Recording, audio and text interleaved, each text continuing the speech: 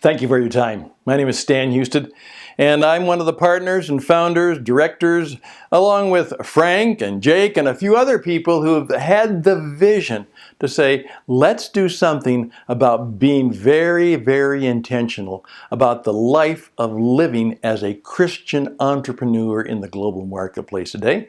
And so recently we founded an organization that is simply called the Christian Entrepreneur Network.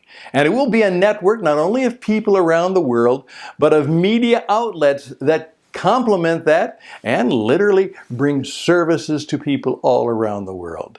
The Christian Entrepreneur Network will be doing a daily radio program on the internet. We will be doing a variety of videos. We will be doing television shows.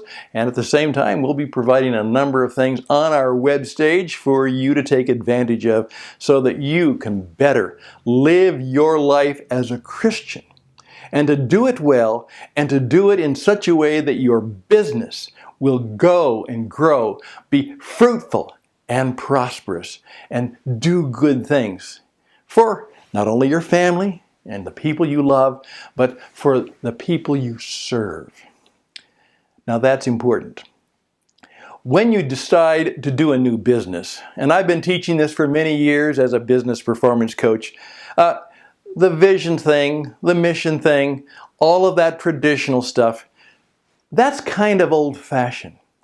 Let's begin to be even more old-fashioned. Let's go back to what life is really about. And I tell people, when you start an organization, tell me what you believe. What's deep inside of you that is guiding you, guarding you, keeping you in place so that I know that when I do business with you, I'm dealing with a man or a woman in a business that actually believes in something, besides just making the almighty dollar and making things work their way. What else guides and directs you? And so I took that challenge very seriously, and this is just for conversation because I want to hear from you. I put together 7 ideas that we call the 7 founding principles of the Christian Entrepreneur Network. And they may seem a bit random when you see them on paper, but my goal is to rapidly put some less randomness in it and show you how they connect. First, number 1, the first principle is this: we are hardwired to service others. Remember a guy named Bob Dylan sang many years ago, "You've got to serve somebody." Now, he may have moved into different places, but that was very vital and very important. The purpose of our service is to serve others. It's not to make money. It's not to do all kinds of other good things, which are a part of doing business. But first of all, and most vitally, we're here to serve others. And the reason a lot of businesses don't make any money and they don't do well is they never figured out principle 1. They had great ideas and great things, but they never figured out who are they called to serve. Who is the customer, the client that they are going to bring value to? And more than value, bring wonderful experiences to, be able to help in unique and powerful ways. We are called to serve. Number 2, we're more than that. And where did that idea come from? Well, a famous philosopher a number of years ago simply said this: we are not human beings having a spiritual experience. We are spiritual beings having a human experience. Now you see where we can say number 1? Because we are in relationship to the living God of the universe. We are spiritual first.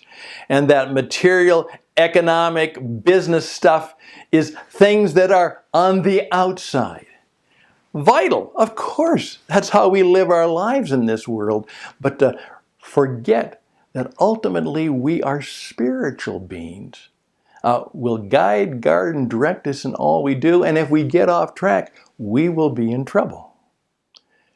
Number 3, because we are spiritual beings, we are made in the image of God. And I love in Genesis it says, in the beginning, God created. God is a creator. That's the work He does. That's the work that is all about us. We are called to be creators, not just doers, not just movers, not just messengers, not just people who show up and do the job. We are made for creation. And the thing that makes many of us entrepreneurs is we want to create new things and create new ideas and new ways of doing things. We're creators. Now, do you see how that flows? We're called to serve because we are spiritual beings. Because we're spiritual beings, we're called to imitate God's creation. And God is about faith. So principle number 4 is powerful. We are called to take risks. We made it number 4 because it's right in the middle. To be an entrepreneur is to do something that most people never want to do and are reluctant to do. They seek safety and security. We seek the ability to create new and powerful and wonderful things, but to do so means we take some real risks. And we could fail, and fail badly, and be hurt badly, but we are called to take risks, substantial risks. Risks that could be, oh my goodness, what will happen? One of my friends said, once you start your own entrepreneurial business, you'll never feel fear again. You will graduate to sheer terror. Now, I've experienced some of that, and so have some of you. We're called to take risks. But as Christian entrepreneurs, we're also called to another R word. We all know the word redemption, and that means to take something that was broken and begin to see if we can fix it. We're called to set things right. Get that? A lot of the creation and a lot of the work and a lot of the companies we build will exist because we believe the world doesn't need another Snapchat app. It needs something that will help set things right. Number 5, we're called to set things right. Number 6, it's an old-fashioned word. We believe that we're called to flourish. The reason we take those risks, the reason we set things right is very simply, you will never flourish, and you will never reach your full aliveness, and you will never reach your full capacity for achievement if you find your security in some corporate cubicle of a modern organization. It just won't happen. Sorry. You'll just be doing somebody else's stuff all your life if you want to be fully alive. And I love that expression. It was oftentimes said of the early desert fathers in the 2nd, 3rd, and 4th century. They went into the desert to find Jesus and become fully alive. Full aliveness, flourishing, finding a new way of thinking and doing and living. Number 6. And one of the last things Jesus said is, hey, I've taught you good stuff. Go and teach others. So principle 7 is we're called to go and teach and share our wisdom. There we go. Let's talk about it. Let's continue the conversation.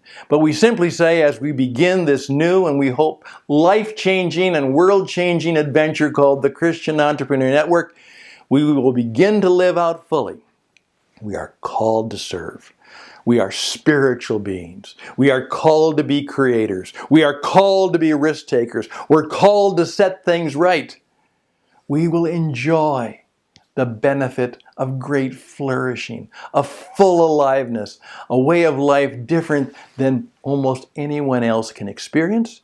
And all of this good stuff, just as the master teacher said, go into all the world and teach this good stuff. Live it out. Demonstrate it. Teach it to others. As a Christian entrepreneur, you're called to be a teacher. Well, there we go. The 7 principles of the Christian entrepreneur. And we'd love to hear from you.